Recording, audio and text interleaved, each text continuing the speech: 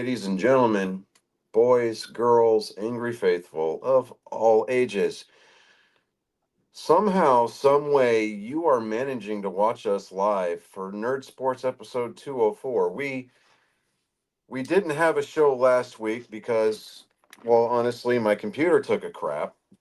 This week we almost didn't have a show this week because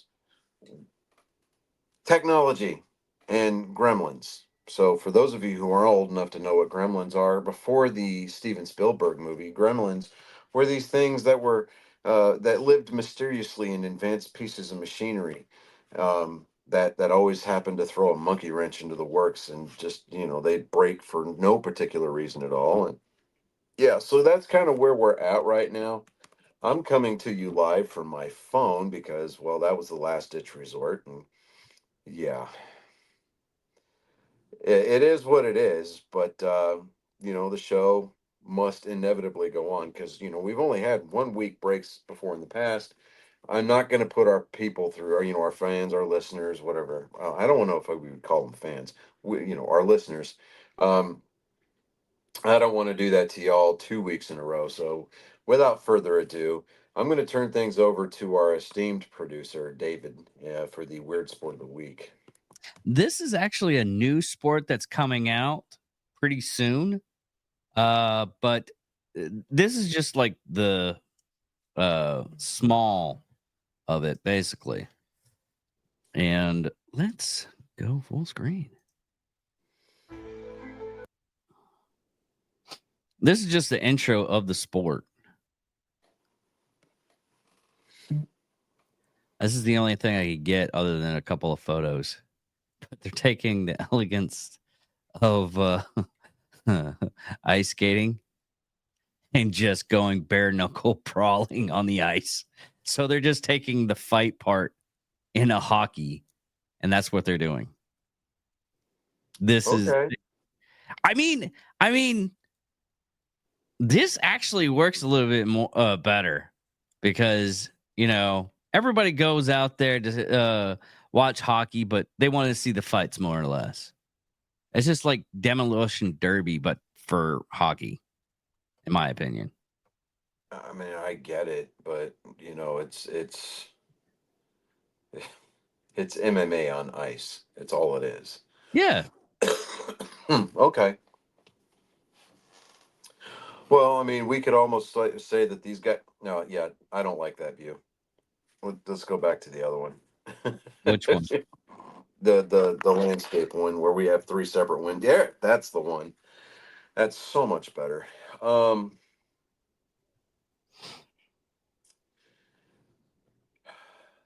we could almost make the argument that these dudes are just one bad day away from missing the unemployment line and going on tour as the next ice capades. I don't know about that. That's a big stretch. You know what? I mean, it was a big stretch to get curling into the Olympics, and you see what we're looking at now. No, it was a big stretch to get break dancing into the Olympics, and Yeah, they and then people like Ray Gunn happened. no, it happened because of Ray Gunn. The whole story of them actually putting it into the Olympics was because of her. I understand that, And David. You're failing to put two and two together here. I said breakdancing in the Olympics, and then Ray Gunn happened. I'm talking specifically about her crap performance. I mean, the performance that it's banned on ever being used, and they removed it from Peacock Yep, entirely. yep, Dude, that was hilarious. yeah, That was that one. that is super hilarious. To Yeah, the fact of they were like, we're sorry. We're burning it down. We're torching it and we're getting rid of the bodies. We're sorry that you had to do that and you had to see that. So, yeah. But moving on. Baseball's about to break camp. Um, from spring training because we are right around the corner, about a week and a well, about a week from opening day. Actually, um, the Rangers are traveling up to the neighborhood known as Fenway to battle the Red Sox on opening day. Garrett Crochet is going to be going on opening day for the Red Sox. We've got Nathan Evaldi going to the going for the Rangers. It's going to be a pretty interesting game. It's going to be a pretty interesting series to open up the season with. The Red Sox, for the first time in a very long time, have their fans semi decently excited for the new season coming up with some of the roster moves that they've made. Rafael Devers finally coming out and saying that he's down for whatever the club asks him to do.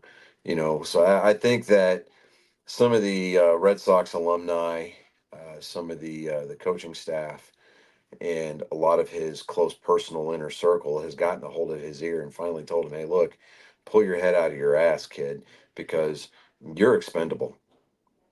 I mean, they've got prospects coming up in the pipeline that are defensively 9 times better than he is and are more consistent with the bat. The only thing really that Rafael Devers has got going for him is the fact that he's got big league experience. He's got this big contract that the team is inevitably going to have to eat some portion of, even if they do let him go. So, you might as well just be a team player and demonstrate to everybody around you that this is the thing that needs to happen. So, I'm finally I'm okay with where Rafi Devers is going mentally. Hopefully, um, we're going to see Alex Bregman open up the season at third base, which is great. I mean, all over that and excited for it because once they signed Alex Bregman, I mean, we knew that there was going to be some kind of controversy at third base, but at the same time, we knew that Alex Bregman is light years away. Is in the term of light years, he's a jump up. He is a huge um, upgrade from Rafael Devers is as far as defensively is concerned.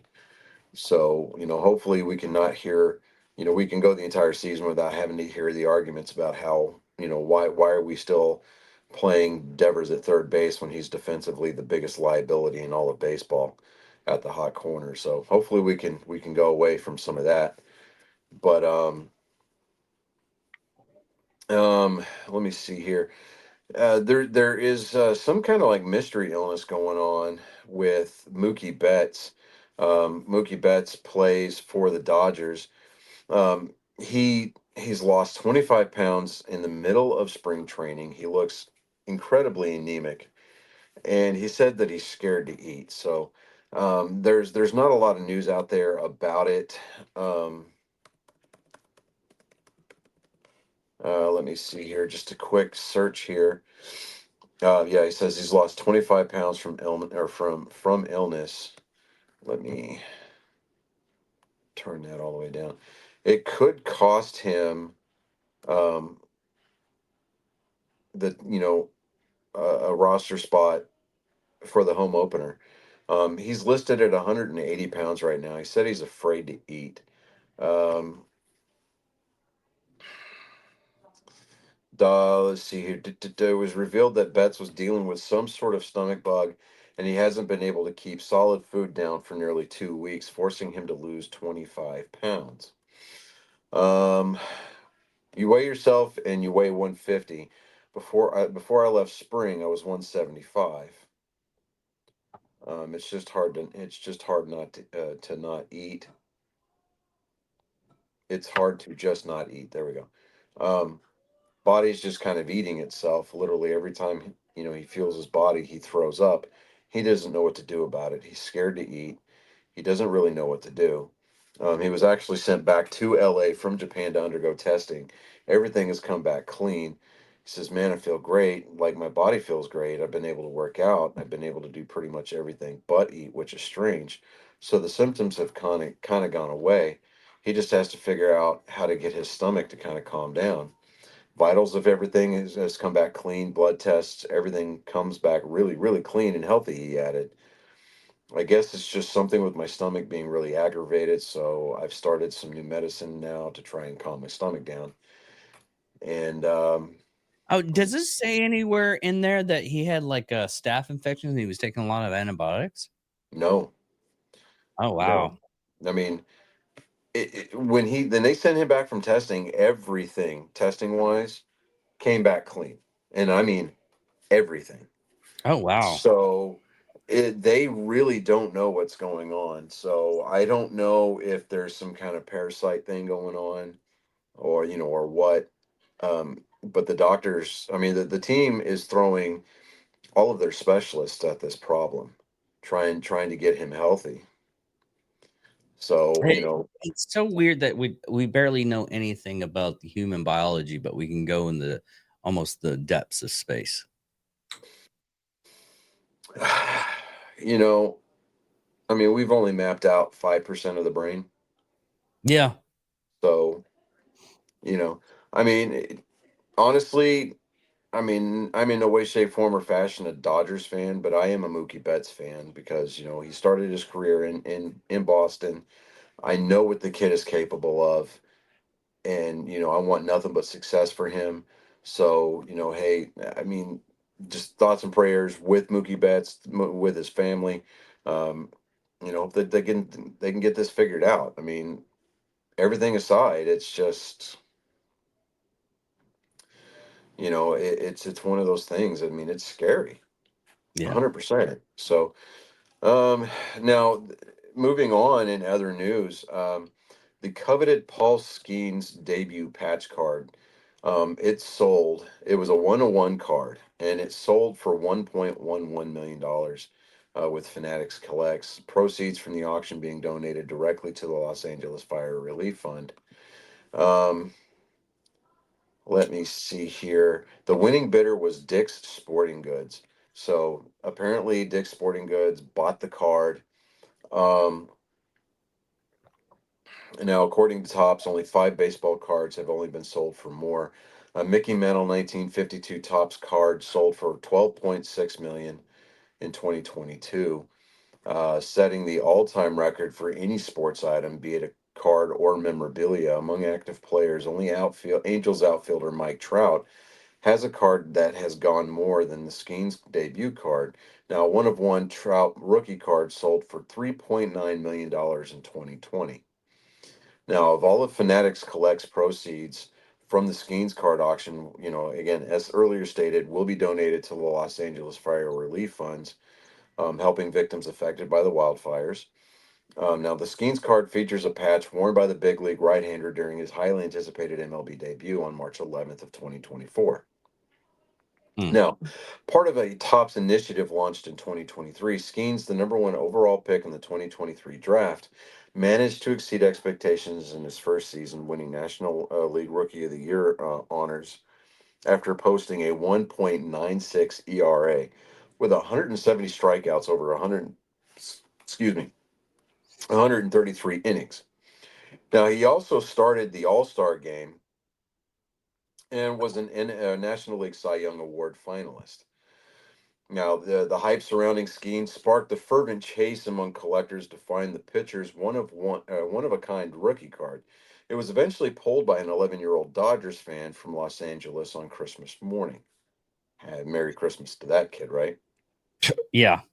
The Pirates had offered a bounty to the person who found the Skeens card. Now, the team's offer in exchange for the card included 2 Pirates season tickets behind home plate for the next 30 years, a softball game at 30 or for 30 at PNC Park with coaching from Pirates alumni, a meet and greet with Skeens, 2 Skeens autographed jerseys, and more. Now, Skeens' girlfriend, uh, Livy Dunn, an LSU gymnast and social media influencer, also said that the fan who found the card could sit in her suite for a Pirates game this season if they took the team's deal.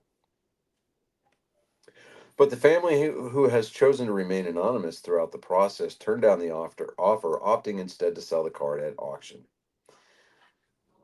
Now, I could be selfish and say, you know what? I probably would have turned the offer down too, just because I'm not a big Pirates fan, but I mean, how much of the card's proceeds going to charity was his parents' idea versus the 11-year-old? Do you know how many baseball cards that could have bought? You know how many gaming consoles that could have bought that kid? Well, okay. On that note, Johnny, there's some kids that actually, if you raise them right and everything, they do stuff like that. Look, Eh, look, I've don't. seen No, countless. I'm not. I didn't set that up so that way you could try to tear down my sense of morality because I didn't give a hint as to what my morality was, David. I understand that there are kids out there that exist in this world that if you raise them right, they will do things like this. However, my simple question was the question that I posed simply was nothing more than how much of that idea came from the parents versus the kid himself. And you That's never all know. I asked. Well, yeah, and I was playing devil's advocate. And I was going, hey, there's some kids out there well, think about it this way, okay? You put down, tell a kid you can have $100 or a good stack of Oreo cookies. Kid's going to go for the Oreo cookies, not knowing that they could take that money and buy a crate of Oreo cookies. I mean, the studies has been done quite a bit Mm-hmm. to do that. So yes, a 12-year-old would probably say, "Oh, okay, I'll just use the money and everything like that." I mean, is it plausible? Yes. Is it the parents' idea? Maybe. We don't know that. What we do know though is sometimes a kid will just go out and just say, "Hey, we're going to give some of the proceeds." So the Or simple answer to that question, which was more rhetorical than anything else, would have been, I don't know. And yeah, we may never know. Instead of, oh well, like, come on, man. I don't think any well-raised kid would spend $100 on Oreos. I mean, you never know. Now hold on, Colin. I'm gonna play the part of David's here. Now, there are some slovenly fat asses in this world that will eat their body weight in Oreo cookies without even batting an eye. But let's not go into how they were raised. For fuck's sake. Anyways, moving on. Kristen Campbell. He is the number 7 overall prospect in MLB's pipeline. He shot through the Red Sox farm system, and he was informed yesterday that he is going to be on the opening day roster for the big league club. So good job for him. The right-hander earned the promotion less than 2 years after being selected as a compensatory fourth-round pick in the 2023 draft. Now that Campbell has made the club, he is expected to open the season as the starting second baseman. Now the Red Sox open the season. I thought they were coming. No, this says that the Red Sox are set to open the season in Texas. So my bad. I issue a retraction from my earlier statement. The Rangers are not traveling to Boston. The Red Sox are traveling to Texas. Um, so they're going to start the season in Texas on Thursday this week. Get tickets ready. See here. The 6'3" Campbell is part of Boston's vaunted Big Three prospect trio, including Roman Anthony, which is the number 2 overall prospect, and Marcelo Mayer, who is the number 12 overall prospect. Created plenty of buzz this spring and about the organization's long-term outlook. Now, we may see that trio all contributing this season in the majors, putting the Red Sox in an enviable position for the next half decade. Wouldn't that be nice? Now, while all 3 players flew on the team's charter flight to Mexico for exhibition games against Sultanes de Monterrey on Monday and Tuesday, it is expected that Campbell will be the only member of the Big Three to open the season with the club. Now, Campbell did express excitement about the trip in a recent interview, noting that it would be his first time out of the country. No, I'll get some later. Now the 22-year-old has something to celebrate. Now, given Boston's need for a second baseman, and trust me, we've needed a second baseman for a very, very long time, ever since the great Dustin Pedroia made his premature exit from the big leagues because douchebags like Manny Machado like to go sliding into second base with his cleats up and spike a guy. Fuckhead. Their need for a second baseman and more right left balance in the lineup, Campbell had a clear path to earn a roster spot this spring. Now, he did just that. Despite putting up underwhelming numbers, like a 576 OPS, two doubles, one homer, two RBIs, in 59 at bats, um, Red Sox manager Alex Cora Saturday noted that Campbell's under the hood numbers suggested he was swinging the bat better than traditional statistics. Quote, he was on the fastball today, Cora said after Saturday's game against the Rays. He's been late the whole spring on fastballs, and today he got a 2-1 pitch and hit it out in front. Hit it out in front to left center. He got to the other one, hit it the other way for a home run. That's the most important thing at this level. If you hit the fastball and you can get to the fastball, you'll be in a good spot. Now, Campbell, who played all over the field last year, worked overtime at second base to learn the nuances of playing that position at the highest level. Now, Vaughn Grissom and David Hamilton were Campbell's main competitors in the quest to be Boston's starting second baseman. Now, Grissom was optioned earlier this week, and the speedy Hamilton, who had a solid camp, will likely be back up at second base and shortstop, which is good. You know, you can bring Hamilton up and you can platoon him with Trevor Story at shortstop because Trevor Story apparently has a very hard time staying healthy for the entire season. So if we can extend his longevity by platooning him at that position as shortstop with another player, I'm all for it. Campbell made a swift rise into the upper stratosphere among baseball's top prospects. Now, drafted as a fourth round I cannot talk today.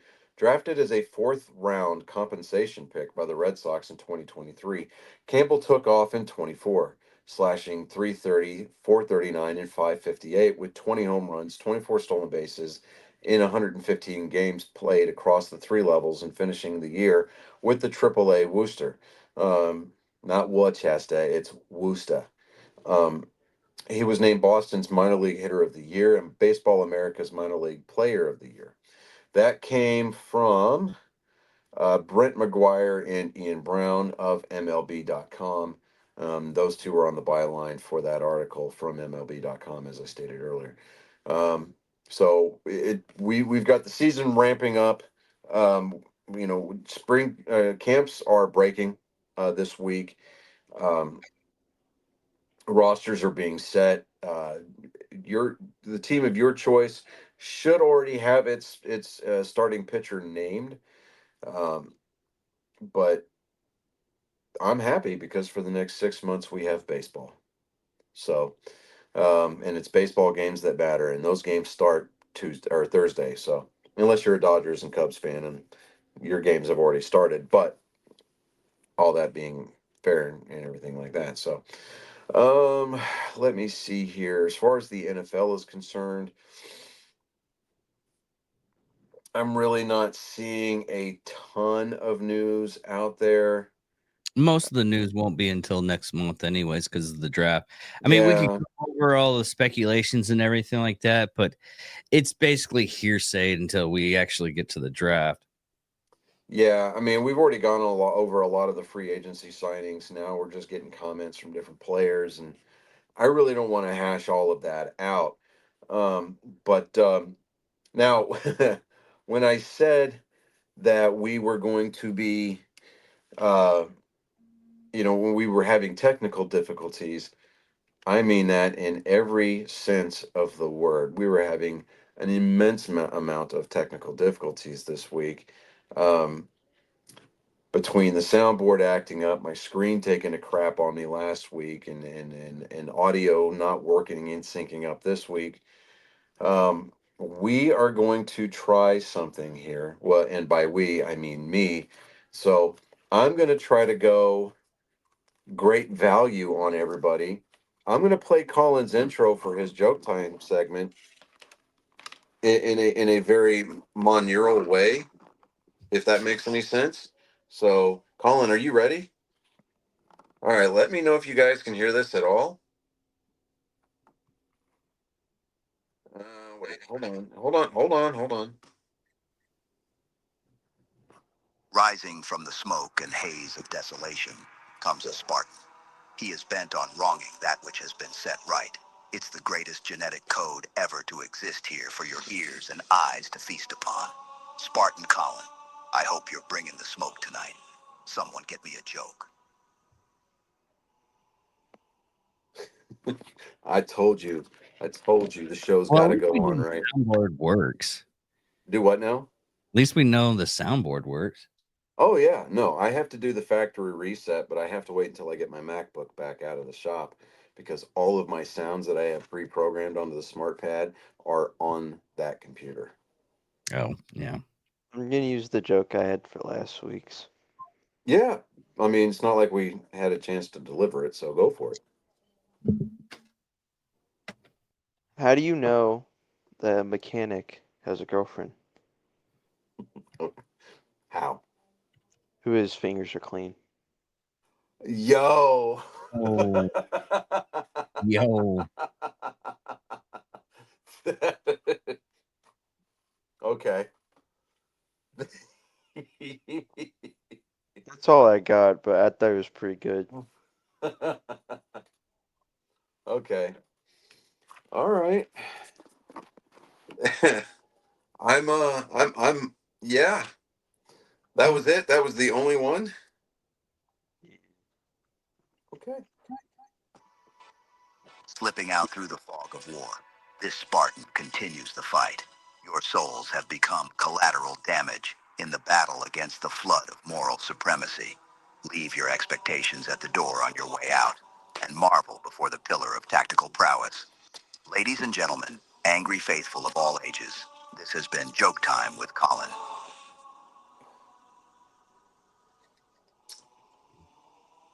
You know, and for everybody listening at home, or those of you who are actually watching, I am very, very, very, very sorry that the at the for the technological breakdown.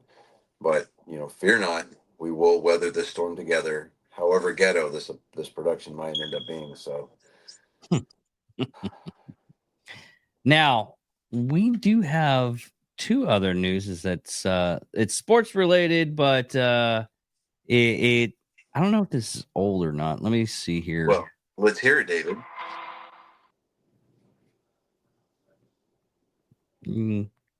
Yeah, it happened last week. George Floyd died. George Foreman, not George Floyd. God, George Foreman I'm died. looking at Yes. that. That's how bad my And dyslexia is. in an alternate reality where Michael Scott was a real person, you could hear his foot cry out in agony of not necessarily pain but grief that the namesake that caused the scarring and the blistering on his foot passed from this earth. Yeah, Houston native George Foreman. And yes, that is the same George Foreman that invented the Foreman grill. Well, he didn't invent it. He just put his name on it.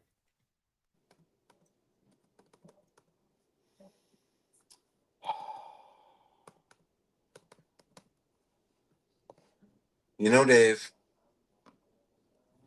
you can correct me, that's fine. But wait until after so that way I can make a complete ass of myself before you decide to jump in there. But he died at 76 years of age.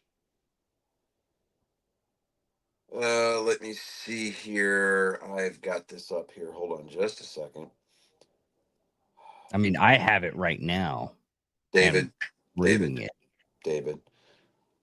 He had a lot of accomplishments. David. This is coming from NBC News. The byline states Phil Hessel, I was trying to make you sound a little bit cultured there, Phil. You know, you are working for NBC. I'm just kind of putting that out there.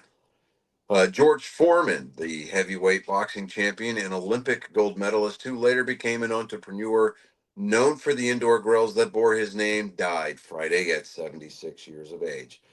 Our hearts are broken, in an announcement on Foreman's Instagram page read, with profound sorrow, we announce the passing of our beloved George Edward Foreman Sr., who peacefully departed on March 21st, 2025, surrounded by loved ones, it read. The cause of death was not provided. The actual Instagram post, let's see here. A devout preacher, a devoted husband, a loving father, and proud grand and great grandfather. He lived a life marked by unwavering faith, humility, and purpose. A humanitarian, an Olympian, and two-time heavyweight champion of the world. He was deeply respected, a force for good, a man of discipline, conviction, and a protector of his legacy, fighting tirelessly to preserve his good name for his family. We are grateful for the outpouring of love and prayers and kindly ask for privacy as we honor the extraordinary life of a man we were blessed to call our own. Foreman, known as Big George, won an Olympic gold medal in boxing in the 1968 Olympic Games in Mexico City when he was just 19 years old.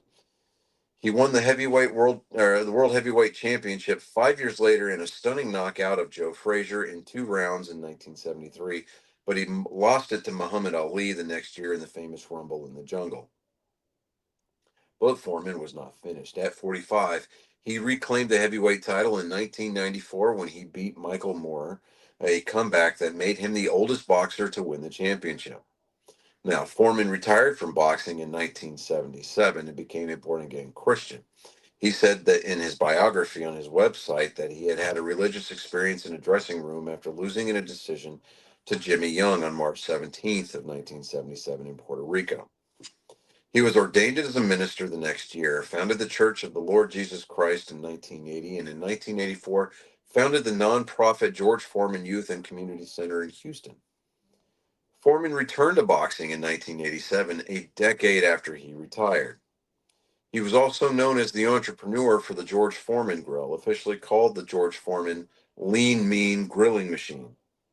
More than 100 million were sold worldwide, according to Foreman's website, and he became a fixture on television programs promoting the device in an apron. Quote, a devout preacher, devoted husband. That's just from the statement that I read on his Instagram page. Now, humility and purpose were not always character traits for which Foreman was known, really. He described himself on his website as going from thug to boxer. He was born in Marshall, Texas on January 10th, 1949, but grew up in Houston's Fifth Ward, where his website said he bullied other children and became a mugger and a brawler. Foreman credited the Job Corps program started by President Lyndon B. Johnson with the mentoring that led him from crime to a career in boxing. I have been literally rescued from the gutter. I was hiding out from the police, Foreman told NBC News in an interview in 2023, the year the biopic Big George Foreman, the miraculous story of the once and future heavyweight champion of the world, was released. The next thing you know, I'm in the Job Corps Job Corps program, getting 3 meals in one day. They built me into what I've become, he said. Now, he told NBC News that he won the heavyweight title a second time because he learned how to fight without anger. I started working with kids to make certain that they stay on the right road, he said, teaching them to never throw a punch in anger. I taught it so much, I started to believe in it. I went back to boxing, became champ of the world, but I never had 1 ounce of anger in my life. Fellow world heavyweight champion Mike Tyson was among those sharing condolences after Foreman's death Friday. Now, quote, condolences, I'm going to try to read this in the Mike Tyson voice. Condolences to the George Foreman's family. His contribution to boxing and beyond will never be forgotten. Lord, I apologize. George, Forgive me. Um, ESPN called Foreman one of the most influential and recognizable boxers of all time. Texas Governor Greg Abbott remarked, "A legend lost." The world knew Foreman as a two-time heavyweight champion. Houston Mayor John Whitmer said in a statement, "We knew him as a proud member of our community, a man whose heart was as big as his powerful punch."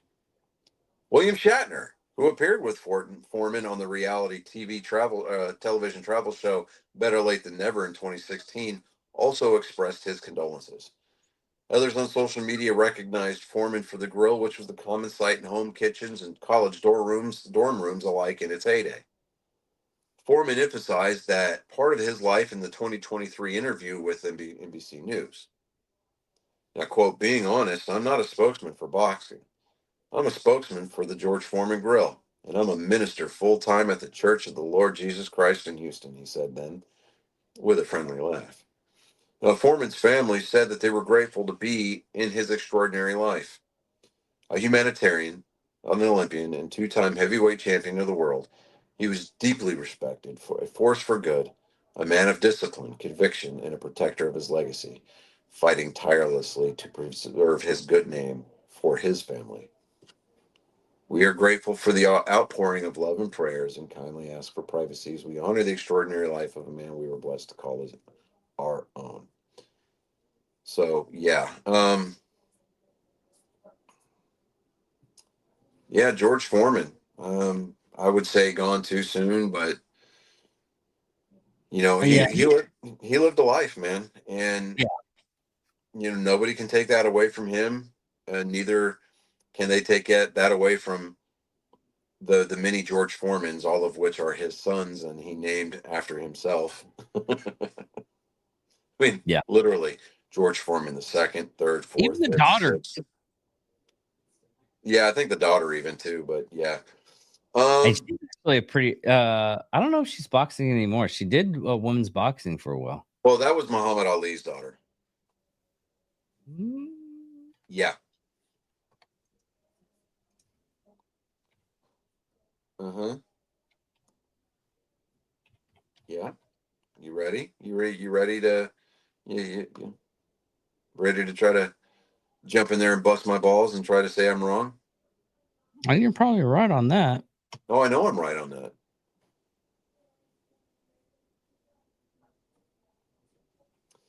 Anyway, so there was a race this weekend at Oh, okay. She was a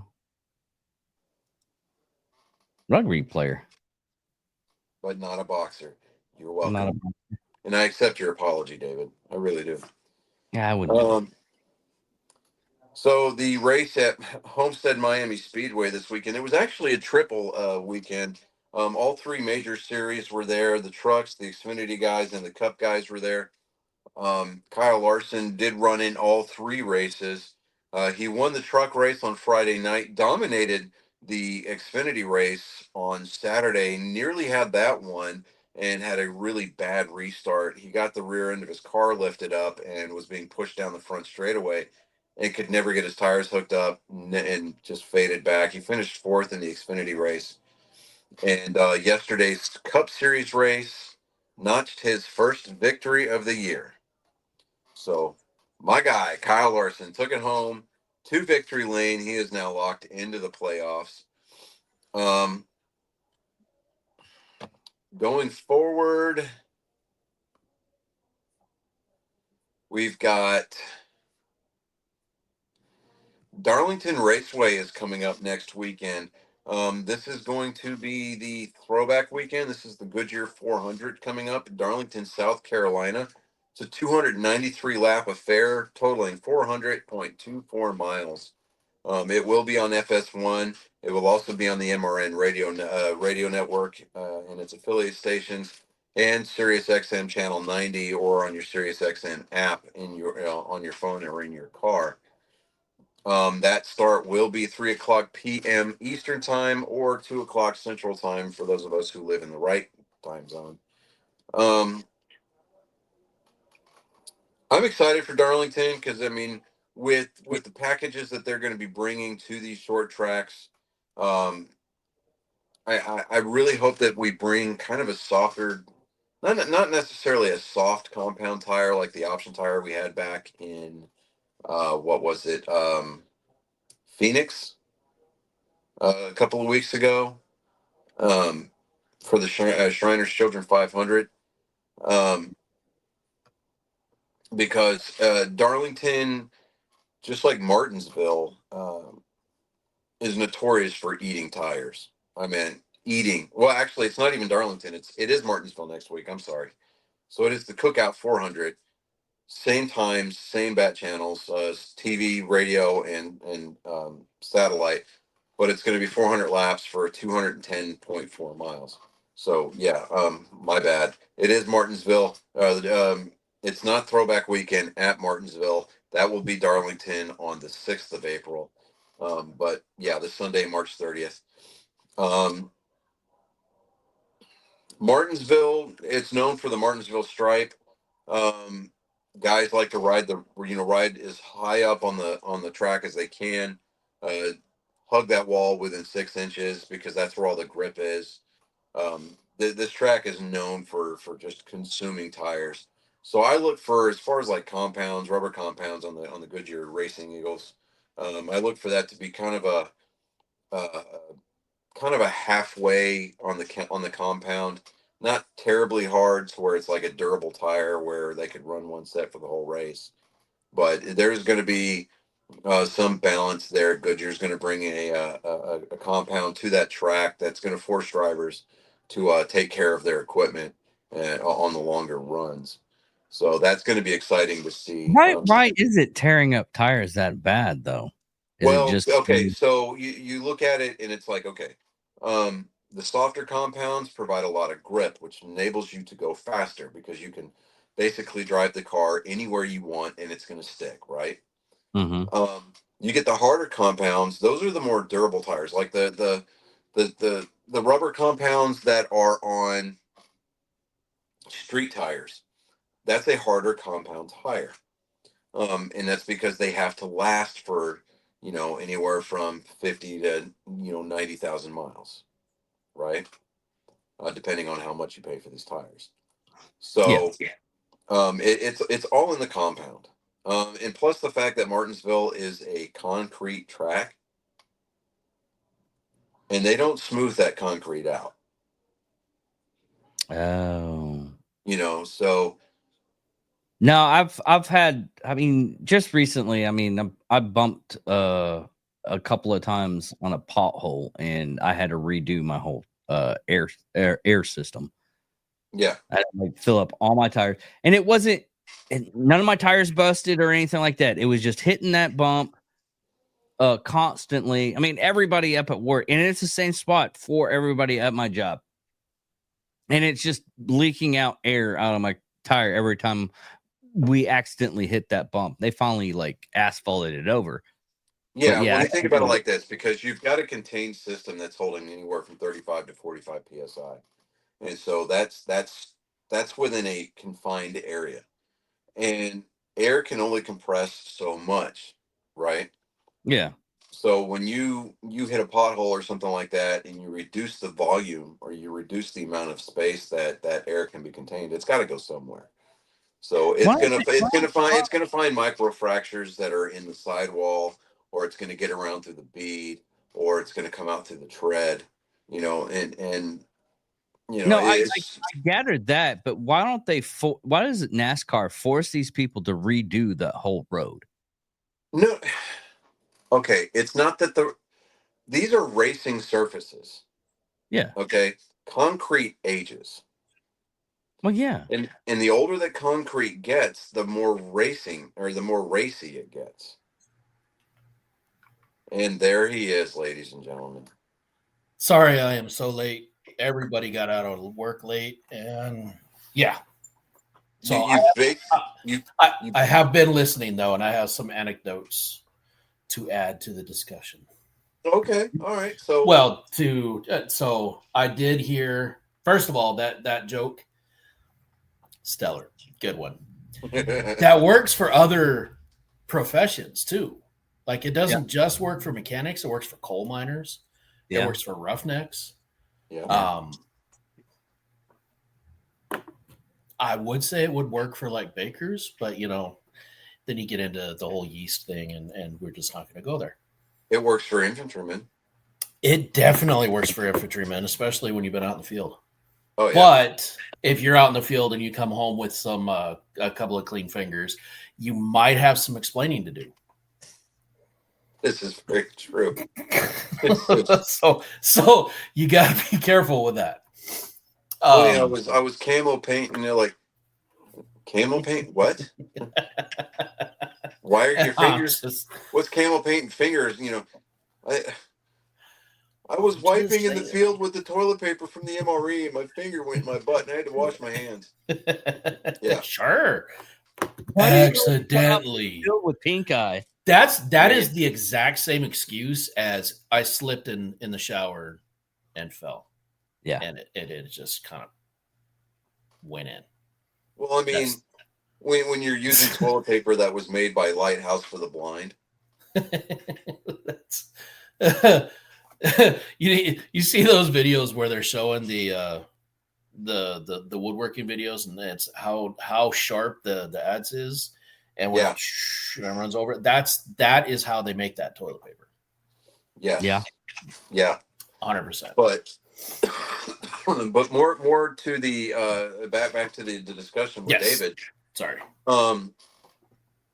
These tracks, they don't get resurfaced. They don't get repaved just at will, because that is an expensive endeavor. And you can't just repave one patch or one slab. If you're going to repave a racetrack, in order to make the grip consistent all the way around, you have to redo the whole thing. So, and this is not just like, this isn't bags of Quikrete that you go down to Home Depot or Lowe's and buy. I mean, this is like high PSI rated concrete that, is used specifically for racing applications. And the reason why they have, why these tracks are notorious for eating tires, it's not that they're full of potholes. It's just that the racing surface wears away the effectiveness, and it wears away the grip level that these Goodyear Racing Eagles have. And that adds to a better product on track, and it makes the crew chiefs and it makes the drivers think a lot more about pit strategies, about taking care of their cars, about not racing as hard as they need to in order to take care of their equipment, so that way they've got something left at the end of the race if they are able to put themselves in a position to potentially win. So it's part of the bigger, the bigger prize, the bigger picture at the end. It's always about trying to get to victory lane. And so you're going to have your tire failures and things like that, and that's coming from the manufacturing. So, but those, with the quality control programs that that NASCAR and Goodyear put those tires through before they're even loaded on the hauler to go to that particular racetrack, it's ridiculous. So if a tire fails, it is a complete one-off. So now tires in the past and drivers from the past, like Kevin Harvick or Tony Stewart at, let's say, Indianapolis Raceway, will tell you that they beg to differ. They've had definitely some harsh words for Goodyear during a post-race interview, but Goodyear has taken that as feedback, and they work very hard to make sure that stuff doesn't happen again. But with these softer compound tires, they're racy and they're fast as fuck for the first like 30 laps, 40 laps. And if a driver can take care of his equipment and not lean too heavily on those tires, he's going to make up a ton of time and a ton of track position with those, but they're not going to last him until the end of the race. Now, the harder compounds, as you go up in the compounds, as far as the hardness scale is going to be concerned, now you're talking about durability, and you're talking about making sure that the car can handle, because they're not going to be as they're not going to have as much grip as, say, the softer compound tires are, but they're not going to, the lap times should not fall off the way that they will after X amount of laps on a particular run. Does that make sense? Yeah, that makes sense. Okay. So now Goodyear, they do bring these tires to the track, and they are testing compounds that are good for not only those racing surfaces, but they're also still in the business of selling tires to people like you and me. So if they have a bad day at the track, they're going to see those sales directly fall off on Monday. Well, that's always been the case with Yeah. NASCAR, though. Yeah, with any kind of racing league, period, it's the adage, especially with NASCAR, it's win on Sunday, sell on Monday. Yeah. And that adage goes back to the days when you had guys that would go to a dealership on Friday, they would buy a car from the showroom, they'd weld a roll cage in it and put it out on the track. So when stock cars were actually stock cars, that's exactly what they meant, was we're pulling these off the showroom floor, so that way race fans go, hey, Richard Petty won in that Dodge Charger, I'm going to go get one. And and it wasn't until we started getting into the late 70s, early 80s, whenever engineering really kind of took a hold of the racing, and stock cars basically became universal chassis or specialized chassis with skins on top of them. Yeah, it's how we got like power brakes, power steering, front wheel drive. So I mean, and just like with our weaponry, toys that people are playing with now, the military has been testing and breaking for years. And the same thing applies. And the same thing applies with racing, power brakes, power steering. But it's not just the stuff that makes you go fast too, but a lot of the safety features that are in cars. A lot of that has come from there as well. Oh yeah, absolutely. Now, if you look at a modern day NASCAR Cup Series race car, the safety features in those cars, I mean, it is light years away from what they were whenever we lost Dale Earnhardt back in 2001. I realize it's not been that long. Yeah, no. I mean, yeah, you think about it, it's been 24 years. And so, but with that being said, it's, unfortunately, we need things like Dale Earnhardt losing his life in the Daytona 500 for these safety innovations to finally make their way into the sport. Hell, even now they started getting concussion protocols for NASCAR. Yeah, and the concussion protocols was something that was really headed up by Dale Earnhardt Jr. himself, because that is ultimately the reason why he stepped away from full-time racing. Was he suffers still to this day.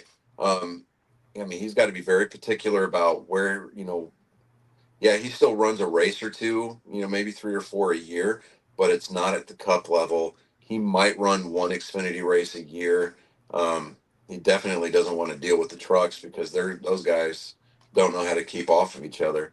But he mostly runs his late model on the Cars Tour, 3 or 4 races a year, just so that way he can still scratch that itch.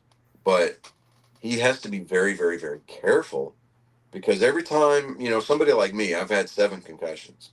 And so anytime I hit my head, I have to be very, very aware and very careful about how my body reacts and how my head's feeling and things like that. Because the more and more that you become, the more concussions you collect, I mean, ultimately that will result in brain damage, and it does rewire the way that your brain works. So, in Dale Jr., he's married now. He's got two beautiful, daughters, and he has to be very aware of how his body is reacting to the things that he's doing to it. So, he retired full time from racing. He's a full time owner now, and he's just a huge advocate for the sport. So, a lot of the things that we see now that are becoming commonplace, like the Hans device, like the aerodynamic packages on these cars that keep them on the ground in a spin or in a wreck, and the concussion protocols, these are born out of necessity, and these are things that are being put front and center, and I'm happy about it. Safety being first, and I don't look at it as these guys are, less of a man because they're doing the things. We're basically putting them in a carbon fiber tub these days. But why don't they have like the Billy Bob scorecard for the concussions? Oh, please, I'll bite. What do you mean? Not another team movie? Yeah, I didn't watch that, but okay. Okay. Billy Bob was played by the same person who played Billy Bob in Friday Night Lights. Oh, okay. And in Not Another Teen Movie, they went with the same trope, but they actually had a scorecard on there how many concussions he had. Gotcha. Yeah, see, concussions, I mean, they're all fun and games, and they're kind of I try to make jokes about my concussions. And that's just because, that's how we cope, right? But No, we seek therapy and try to better ourselves. yeah, I mean, you do. You have to physical therapy, not putting ourselves in those types of situations, make for a longer life.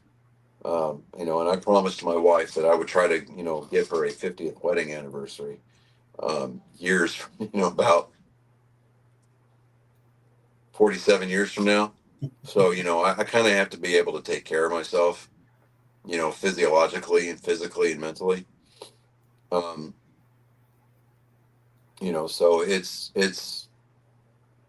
well, it's funny to make jokes about it, internally. I mean, seeing somebody, hit their head pretty hard,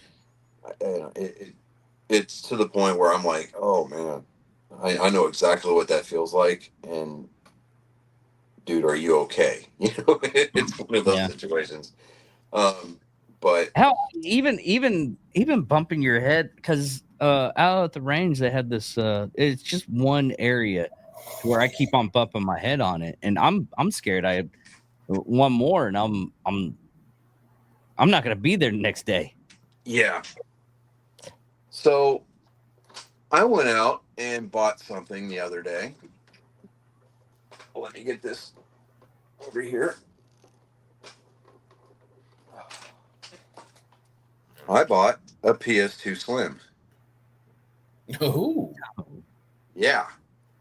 I've got to replace the laser in it because it's not reading all of the games. Right now I'm playing Tiger Woods 07. I really want to play Tiger Woods 04 because for me that's the superior game. But it doesn't, and I can't even play Shadow of the Colossus because it can't read the disc, and it's because the optical drive is faulty. And so even though the seller was like, oh, we replaced it from another PS2 Slim, I'm like, why? You know what? I'm just going to give you guys positive feedback because it got here in a timely fashion, and it's not tore up, and it's definitely not modded. So, there is that. But I've got a ceramic white PS2 controller that I'm currently retro brighting out in the garage right now. So I bought a 10-foot strip of UV LEDs that I wrapped around a tote, and wrapped it with foil. And then put the controller the controller shell in there, sprayed it with the Retro Bright, which is 40% hydrogen peroxide. So I've left it under the UV light for probably about 4 hours now. I'm going to wait until tomorrow. I'm going to go out there and give it another coat of Retro Bright before I take it out in the morning. So, yeah. Trying to think. Well, we have one other sports news that go for it. Now this isn't the 3 Ding wrestling podcast wrestling, but it is the NCAA wrestling. There was a big upset this weekend with the Oklahoma State Wyatt Hendrickson and the Olympic gold medal winner, Gabe Stevenson, a 5'4" for the heavyweight for the final on Saturday night. And after which Wyatt won it, he ended up handshaking with Donald Trump for winning that title. Yeah, he saluted the president. President came over, shook his hand, told him he was very proud of him. And you want to talk about a kid who was riding high? Yeah. Oh yeah. Lord. Especially you hear that place blow up when he walked in too, because nobody knew he was coming. Yeah. Nobody knew he was coming.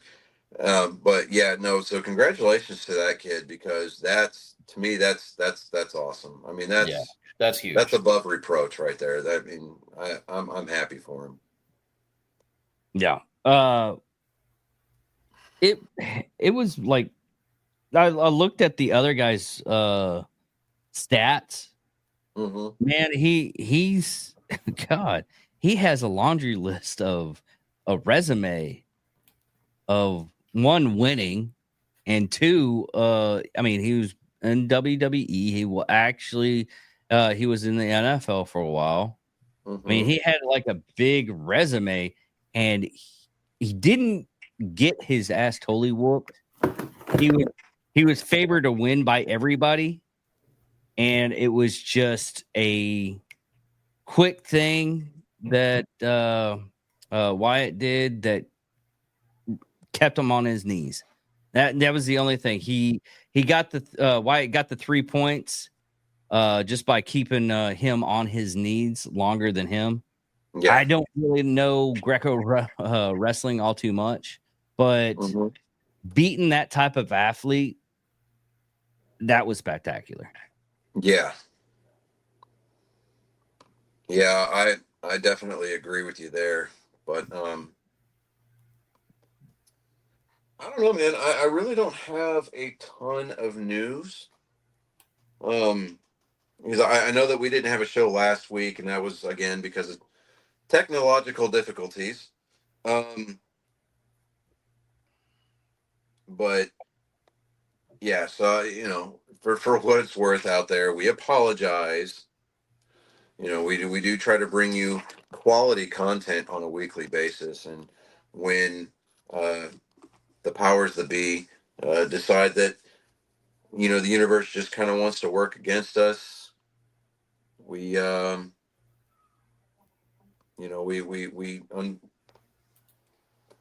what's the word I'm looking for? Begrudgingly have to pull the plug on the production, because we don't want our name attached to something that's just kind of half-assed. And I mean, even though I've been forced to relegate to bringing my portion of the show to you from my phone. Hey, sometimes we're not going to have studio quality for this thing. Yeah, I mean, and even if it was studio quality, we're professionally unprofessional. So yeah, there's that. But our expectations are still pretty low. They are. I don't know that our expectations will ever reach the point where we can look at each other and go, you know what? We might actually just be able to make a living at this. Yeah. Our luck it burns down. It's a distinct possibility. Yeah, it's a very distinct possibility. Until one of us wins the lottery, then all bets are off. Right. Yeah. Like, so for like the technology problems, I'm going to attempt to do something here real quick. I want you to tell me if you can hear me here. Hold on just a second. Do it.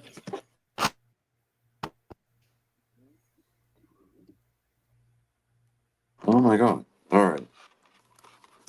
I'm going to pull that over here. That was fucking loud. Can you guys hear me at all? Yep. Yeah.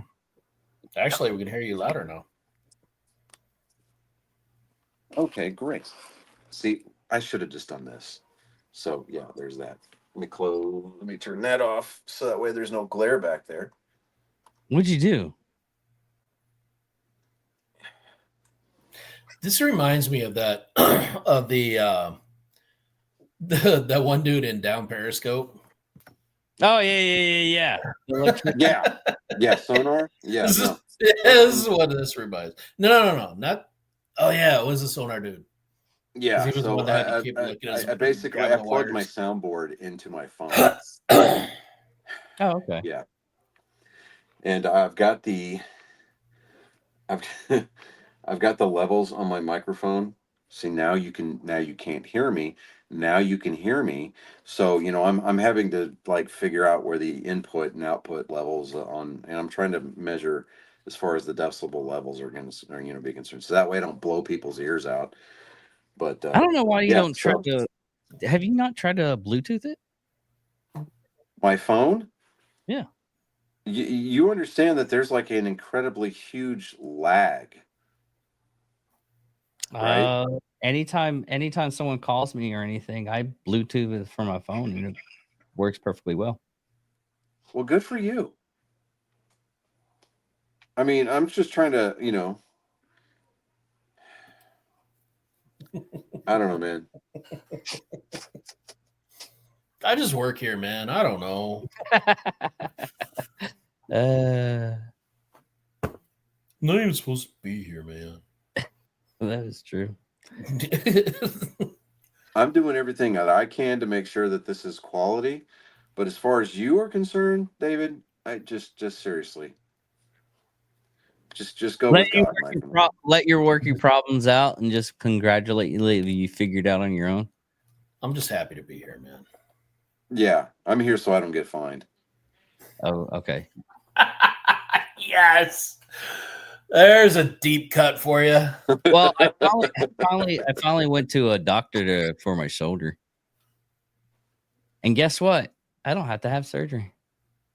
No, Yay. just some penicillin because it was a good old chlamydia. Is that what that was? Gonorrhea? No, I still have to get it worked out and everything. Apparently, when I overstretched my arm and caused a strain, apparently my body fought it to the point where it stiffened itself. That's why you use lanolin for manual manipulation and Astroglide when you're actually scoring. There you go. I do the Diddy and use baby oil. That's your problem, right there. Yep. Don't ever do that. The slipperiness of it just causes between the baby oil and your octopus tentacles, dude. No, nobody wants to see that. Did you see? He had to find Dangerly's job site, but he asked people at his new job as a media consultant for Harley Davidson for his area. And he was asked Justin Danger Nunley. Yeah. And he was asking people, what kind of lube do you what's your favorite lube? Yeah, I saw that video. He asked the woman behind the counter, he's like, what's your favorite brand of lubricant? She goes, don't tell my mama this, but KY. He goes, I'm talking about oil. And he asked a guy, he goes, what's your favorite lubricant? He goes, Lucas Oil. And his wife is standing over there, and he goes like, yeah, see, her mind's in the gutter. He just starts laughing. He's like, oh. It's like, yeah, I know what you were thinking, Cochina. Yeah, like, ooh, you're a sinner. But How was I don't know, man. We're looking at what, like an hour and 8 minutes. Jeez, just over. Hey, these months that not a whole lot on sports, unless we talking basketball. Well, next week we're going to have our opening day special because, obviously we can't have it on opening day. And no, I'm not doing a special episode because Thursday is basically opening day, which, please, President Trump, sign an executive order making opening day a national holiday. I mean, come on. You know what? The Irish. What Donald Trump should do is he should piss off Robert Manfred and sign an executive order reinstating Pete Rose to baseball. Yes. Oh God. Can you imagine? Dude. Boy, you want to talk about splitting the country there. Yeah. A lot of people that hate him for no reason. But there's some people there that are die hard. I mean, who did Pete Rose fight? I think it was Kurt Angle. Kurt Angle kept on beating up Pete Rose in WWE. That was hilarious. You know, I'm trying everything that I can to not have to pay attention to this storyline of John Cena becoming the heel.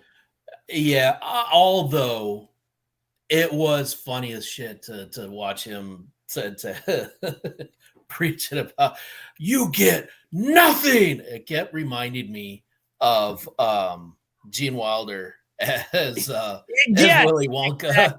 Yeah, that's what you lose. You get nothing. I like how he pointed out just like the most random kid in the audience. Yes. That kid right there. It's even like, yeah, and then he's like, huh? What? What's really sad is I watched it today because it's on at 3:00 because they're overseas right now, and he mentioned that I made a kid famous by pointing out how much he sucks. It made me think of The Incredibles, the origin story of the villain from the first movie. Yes. Where it's like, buddy. That was hilarious. That was awesome.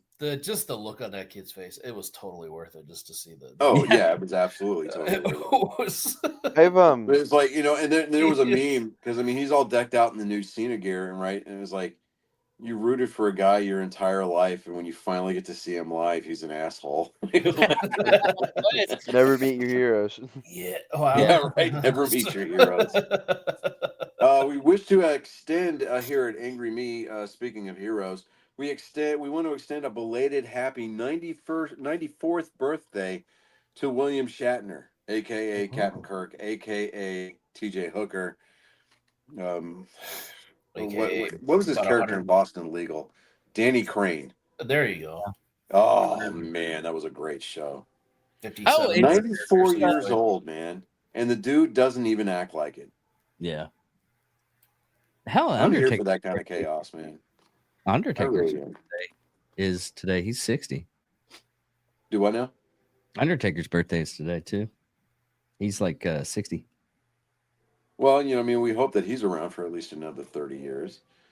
Yeah. Which, I mean, but you think about it, what he put his body through, that big bastard would be lucky to see fucking 75. It's the end of the week. Right. Yeah. Wrestlers, I mean, most wrestlers don't reach like 63. No. It's very, very rare for wrestlers to do that because they put so much. One, they put stress on their body, and two, they put stress on their freaking organs with how much drinking they do and drugs. I'm surprised Jake the Snake Roberts is still around. Yeah, who saw that? Because Jake the Snake Roberts got clean. I mean, when he detoxed, when he went through the detox, he went through the detox. I mean, he got the DTs, the shakes, the quivers, you know, the hips, the yips, and the blips, you know. The sweeps, the creeps. Yeah, the sweeps, the creeps. Thank you. Thank you. I was like, please, somebody pick up on that joke. Dude, it's Spaceballs. Of course I'm going to pick up on that. Golly. So, oh, man, I found a somewhere, I forget where it was online. I've got to go look for it again. The STL 3D printer files. Oh, for the RV. Really, RV. Dude? Yes, dude. I want it. Or at the very least, I want to pay somebody to print it for me, so that way I can build it. And I want to light that bastard too. And you know what I'm going to end up doing if I do that.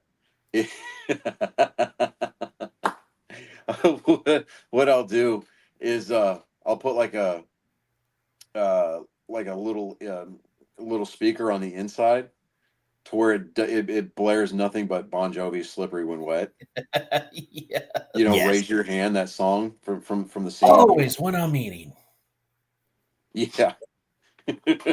Barf. Can I do you for, boss? Oh man. All right. Now I'm gonna go watch that movie again. Yeah. But yeah. I could talk about video game news. There's been a lot since the last time we had a show. It's only been a week. But okay. Something that I will bring up, I'll toss out there to just kind of Actually, it's start it been off 2 with. weeks because we didn't have a show last week. Yes, we know, Colin. Everybody's done the math. Thank you. Not We David, clearly. appreciate that's what we appreciate about you, Colin, is the fact that you know you put our inadequacies and our shortcomings out there on blast. We appreciate that. Everybody does it to everybody else. But PlayStation is currently losing their fucking minds Again. Oh. because Well, they're kind of they're done. They're done for. Wait a minute, because Are they they're sitting there talking about PlayStation and all the PlayStation fanboys. Their claim to fame has always been that their exclusives are better than the Microsoft exclusives. Well, guess what? Now that Sometimes. Microsoft has partnered with Steam, Steam is going to have an app on the Xbox UI, which is going to give you access to these Sony titles through a Steam account, which I am here I'm okay for with that. Yeah, and I'm saying that as a PlayStation, I don't want to say fanboy, but I have been mostly exclusive to PlayStation through my gaming career, and I am here for it. I love it. I am done with the era of exclusivity. Yeah, I'm done with it. Yeah, I keep reading all these articles about the console wars as we know it are officially over. Blah blah blah, and I'm like, okay. What have we benefited from with the console wars? How have we as consumers benefited? High blood pressure and diabetes. We haven't. Yeah, no, we've we been haven't. screwed, and it's because I mean, I would when you're talking about console wars or consumer wars or pricing wars, and like especially with like the airlines, you remember the price wars with the airlines? Everybody was flying dirt cheap, right? Oh yeah, and the airline companies were making hand over fist. But yeah, you've got these console manufacturers, looking at you, Microsoft, looking at you, Sony, pumping out consoles that are $500, $600, and now $700 a piece. Ain't nobody got time for that crap, man. Yeah, and by the time you can, someone can actually afford one, the new ones just came out. Yeah, and if you want to go backwards and you want to play some of the older stuff, that stuff is going for high dollar these days. Dude, Mike Tyson's Punch Out wrapped $90,000.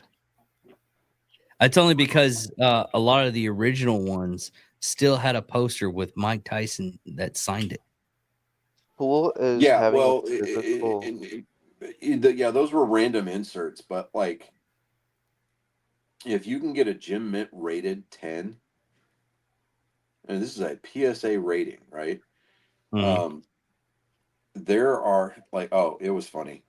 I saw a PlayStation 2 copy of Grand Theft Auto San Andreas that was Jim Mint 10 rated. It was sealed up and everything, right? Guy on eBay had it going for $1,500. I'm like, why? Just why? Oh my god! Scalper's gonna scalp, man. That's just dude. I've seen in comic book sector. I've seen someone try to get sell out pages of Action Comics #1. Not the full comic, mind you, but pages. What am I going to do with a page? For I think they were going. He was trying to sell them for like $10,000 a piece. No. Yeah. I don't know, man. I've started to play the Callisto Protocol because my boy Reagan, he bought it for me. I'm finally starting to get into it. I mean, it's an all right game, but I haven't. When it came out, there weren't a lot of great reviews about it. Yeah, but right now the game that I'm currently kind of jamming on between Tiger Woods 07, but new current games that are out is MLB The Show 25. Yeah, I've seen a lot of that. That game is so much fun. This year, your road to the majors or road to the show, you start out in high school, and it's got that aluminum bat sound, that Tink. Dude, it's so good. And then you get drafted, and you can opt to sign your contract, or you can go play for a school that was scouting you. I ended up going to go play for LSU just because I refused to play for the Longhorns. And we get all the way to the championship game, and of course, the difficulty ratchets up like 500 times, and the game is well out of reach, and you have no control over the outcome, even though you're pimping home runs almost every time at bat, kind of a deal. And then you go to college basically to increase your draft stock. So I did so by getting selected number 1 overall, which I was pretty happy with. Right now I'm sitting in AAA, so I'm pretty happy with how the game's playing. The only thing that I don't like is they've kind of revamped the base running mechanics a little bit. And like before, it was just like you hit right on your left thumbstick right to advance a base, right? Yeah. And no, now you've got to like swing it around the cardinal directions because you've got this ghost arrow in front of your runner. And I'm like, oh my god, that it's so wonky. feels like a recipe for disaster.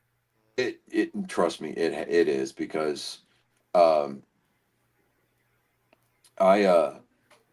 hit a double into the gap, and I was trying to stop at second, and so I came around, and I was like trying to go back, and the runner kept like darting, like juking back and forth, and I eventually got tagged out. I was like, oh man, that sucks, dude. That sucks so hard. God, I hate that. But they added a feature where you can, like, the pitcher will bounce a pitch in the dirt, and you kind of have to judge as to whether or not the catcher's going to block it or not. I mean, it gives you like the projected trajectory of the ball off of the bounce. Yeah. But you have to pay attention to what the catcher does behind the plate to decide if you're going to go or not. Yeah, to decide whether or not you want to go. And also, they added first-person view for your fielding. So you can select first-person view, or you can keep it third-person. Me, I'm like, nah, fuck that. I'm going to keep it third-person. So. I mean, it's been ingrained to us for years. Oh yeah. You can't just switch that midstream like that. Just no. That's asking for trouble. Oh, it is. Absolutely, it is. But, Spring Break, Power Wash Simulator 2 got announced. Power Washer 2, yeah. Yeah.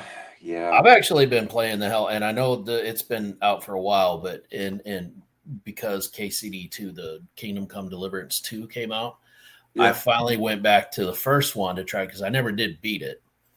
I have been playing the absolute shit out of that game, and it is so good. It's once you get a hang of the combat system, which it is eye-bleedingly difficult in the early game stage.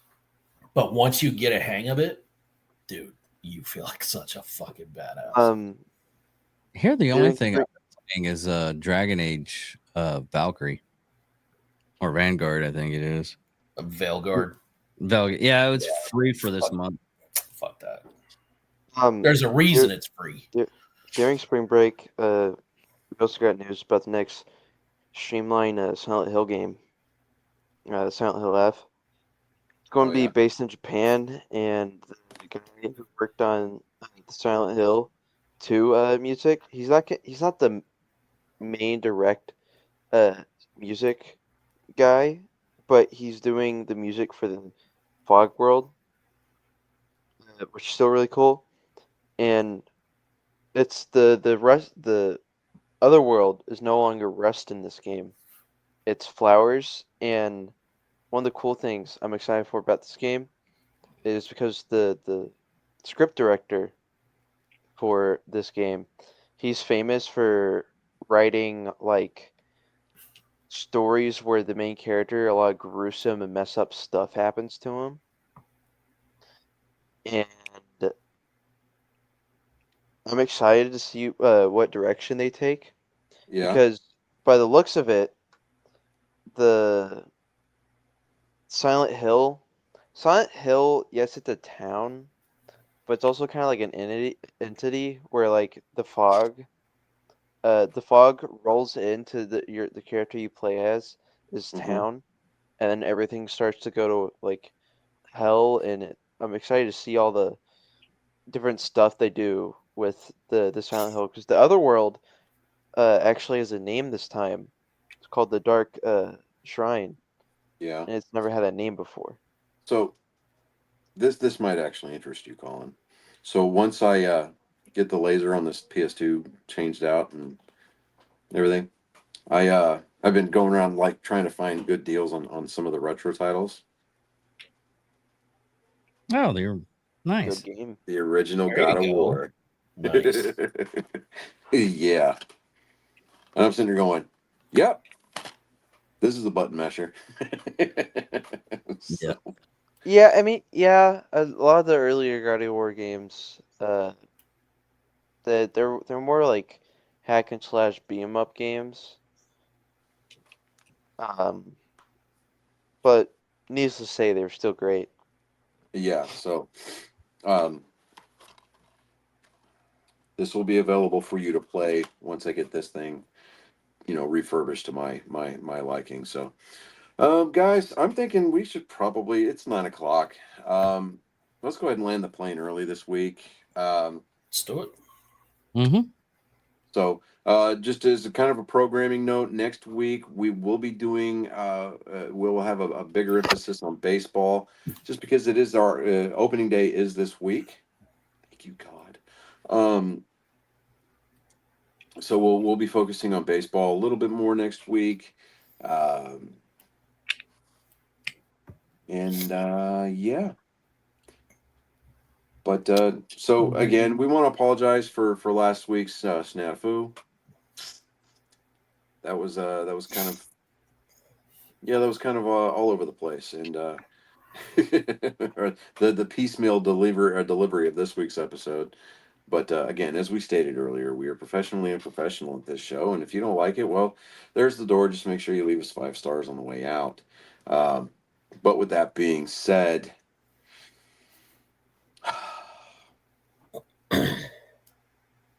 I'm Johnny Skelton.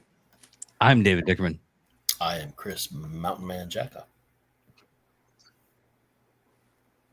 Say it again, Colin. I'm Colin Skellin. There we go. I heard you that time. And you have become indentured. I would dare say you've been rode hard, put away wet.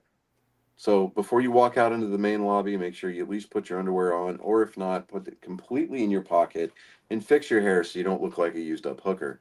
But ladies and gentlemen, this has been episode 204 of Nerd Sports. We bid you a fond adieu.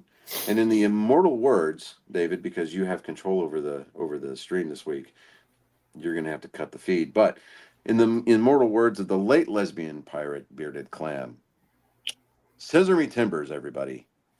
R.